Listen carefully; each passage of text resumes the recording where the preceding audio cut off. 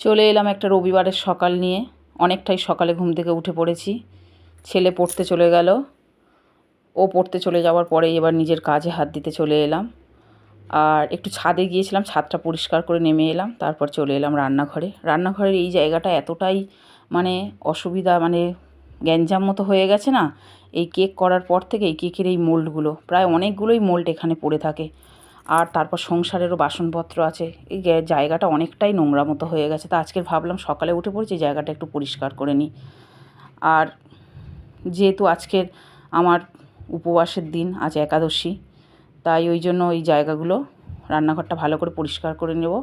যদিও ওখানে আমি একাদশীর কোনো খাবার কিছু করি না, আমার আলাদা জায়গা আছে, সেখানেই করি।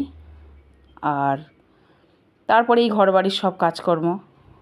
অনেকে আমাকে বলে যে তুমি এত অল্প বয়সে কেন একাদশী করো, আর একটু বয়স হোক।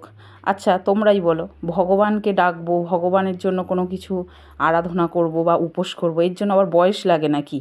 একাদশীটা প্রায় অনেক দিন ধরেই করি, ভালো লাগে করি। আমি আর হাজব্যান্ড করি, ছেলে করে না, ওর পড়াশোনা, ওর জন্য রান্না করে দিতে হয়।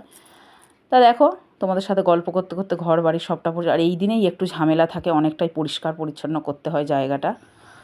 তার সমস্ত কাজকর্ম করে নিলাম, করে নিয়ে স্নানটা করে নিয়ে আগে যেতে হবে ঠাকুর ঘরে। এই দিনটা আগেই ঠাকুরের পুজোটা দিয়ে তারপরেই জল গ্রহণ করি। তা একটু গাছের ফুল টুল সব তুলে নিলাম, তুলে নিয়ে চলে গেলাম ঠাকুর ঘরে।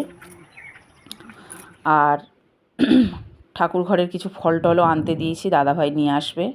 কিছু ফল আনতে দিলাম, বললাম তুমি ফলটাও করে নিয়ে এসো আর একাদশীর বাজারটাও করে নিয়ে এসো, তারপরে আমি এদিকের কাজকর্মগুলো সারবো। তাই এখানে কিছু ফল টল নিয়ে এসছে, ফল টল কেটে গুছিয়ে আগে ঠাকুরকে দিয়ে দিলাম।